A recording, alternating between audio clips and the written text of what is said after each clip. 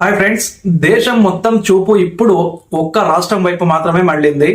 ఒకప్పుడు సంక్షోభంలో ఉందనుకున్న రాష్ట్రం ఇప్పుడు యావత్ భారతదేశ ఆర్థిక రథానికి ఇంజన్ లాగా మారుతోంది. ఇది అతిశయోక్తి అయితే కాదు, గణాంకాలు చెప్తున్న పచ్చి నిజం. గత 9 నెలల్లో మన దేశంలోకి వచ్చిన మొత్తం పెట్టుబడుల్లో 4వ వంతు వాటాను కేవలం ఒకే ఒక్క రాష్ట్రం కొల్లగొట్టింది అంటే మీరు నమ్ముతారా?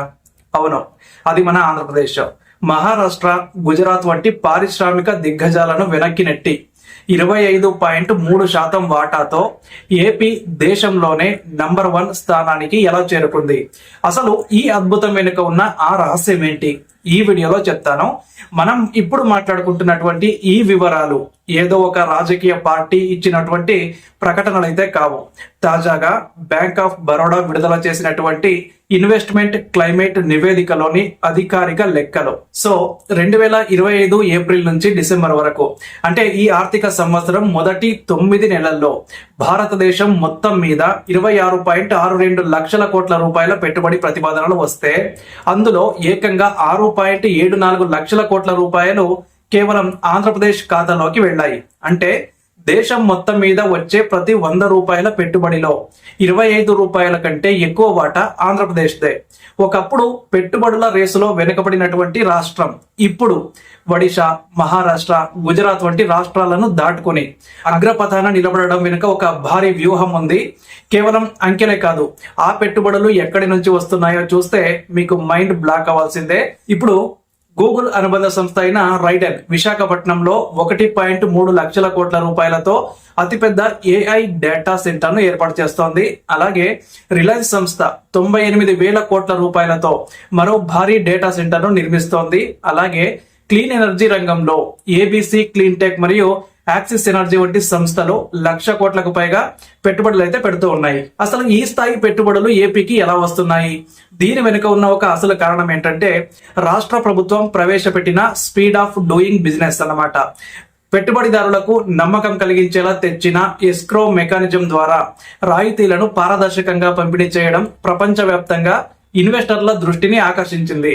సాధారణంగా ఏ రాష్ట్రానికైనా సరే పెట్టుబడులు రావాలి అంటే భూమి, నీరు, విద్యుత్ మాత్రమే సరిపోవు. ఆ రాష్ట్ర పాలసీలు ఎంత స్థిరంగా ఉన్నాయి అన్నది కూడా ముఖ్యమవుతుంది.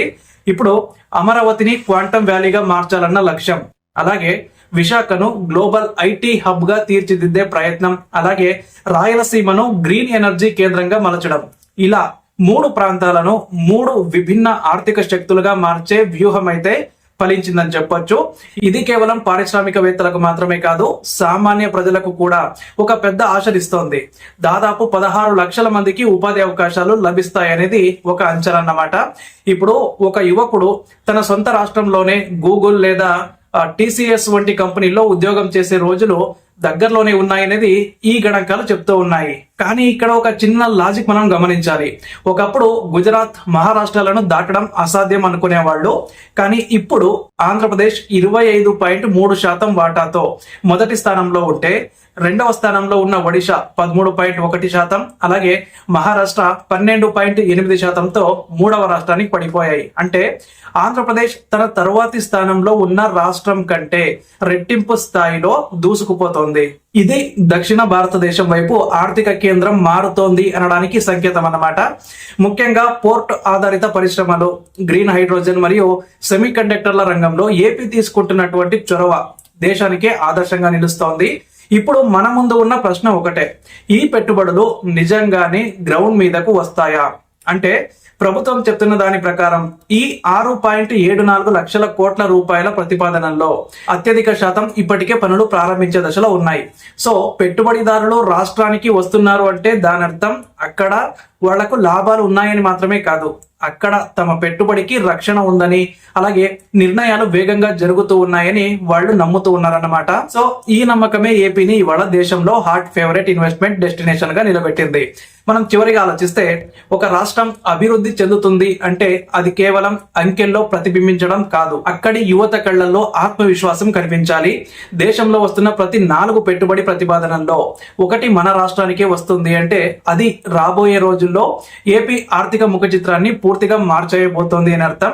ఈ వేగం ఇలాగే కొనసాగితే భారతదేశపు ఆర్థిక రాజధానిగా ఏపీ నిలిచే రోజు ఎంతో దూరంలో అయితే లేదు.